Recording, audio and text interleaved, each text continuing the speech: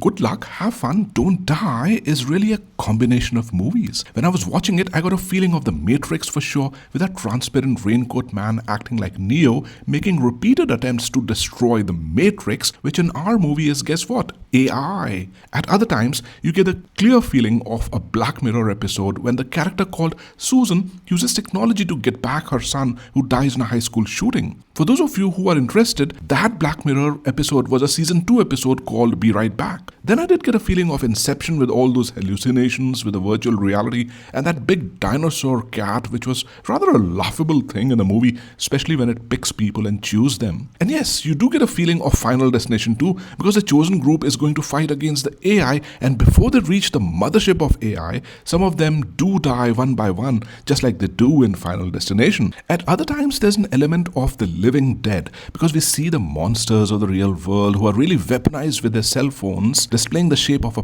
pyramid, signifying control over the cell phone gazing monsters. And finally, you get a sense of deja vu from the Groundhog Day or the Edge of Tomorrow because the main protagonist, who has come from the future to fight the genesis of AI, is actually doing this on a repeat loop where the 118th attempt is elaborated in the movie. So you see, this movie is simultaneously a laugh riot as well as a stark warning, shoving the reality of the shape of things to come right down our throats. One moment you're falling off your chairs, laughing at what you're seeing, and at others you are dead serious, thinking about your own present as well as an almost certain dark and bleak future. In the end, it turns out to be a fairy tale for adults. The plot is that a man from the future, wearing a transparent raincoat and all kinds of funny devices, enters an LA diner and must choose the right combination of people sitting there to go and fight with a 9-year-old kid who's running the AI.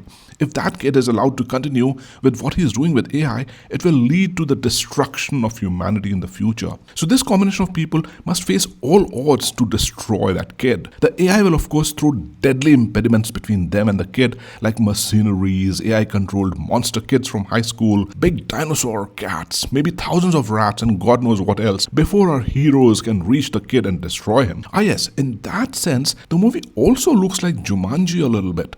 There's good humor and banter in the diner when the raincoat man is selecting candidates. Really, these diners are such an integral part of the American society that filmmakers love to show them in all creative ways, including a clock in our case, which uses cutlery to display time. The movie does explore the story of a few people in the group at depth and warns us of the present time. Mark and Janet are high school teachers, and in the school setup, we are shown how addicted the students are to their cell phones. Cell phones are literally controlling their lives. The movie warns us how the AI can weaponize these cell phones to control the teenagers. Then the story of a woman called Susan is explored in depth. Susan has lost her son in a high school shooting incident. There is good satire on how frequent these shootings have been in the US in present times. She gets an AI bot from a company which looks like her son, and that bot behaves in a strange way based on its configuration and even plays advertisements, which is a good satire and humor.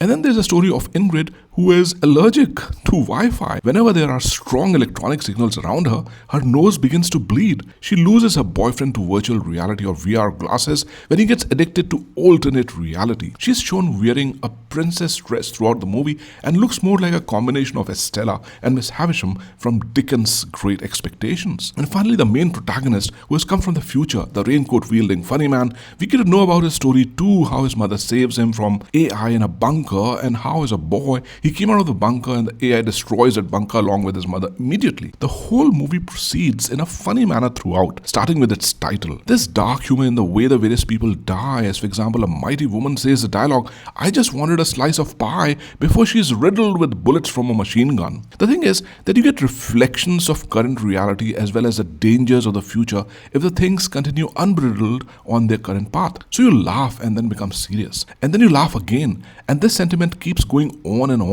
all the way till the end, where you see the cables revolving like a hurricane or acting like serpents, and in the midst of all this you see the funny princess looking girl with a bloody nose and face desperately trying to attach a cable to a drive which will ostensibly control or destroy the AI. It is a punk style humorous take on the current and future times by the director Gore Verbinski, and a completely different genre after a 10-year break. The actors have done good acting for the kind of movie it is, and it's really not important who they are. Although I must mention that the Raincoat Man from Future, played by Sam Rockwell, does a good job with his clicky business. You will get what I mean when you watch the movie. Michael Pena, playing Mark, the high school teacher, is the only one who looks familiar. For me, Ingrid, with that Estella and Miss Havisham look, played by Haley Liu Richardson, stood out in her crazy princess attire and attitude. She is one character you remember after the movie, after the Raincoat Man. And oddly enough, Georgia Goodman too, who just needed a slice of pie. What the hell, I'd say go and watch it in the theaters. You might actually enjoy it after a good meal.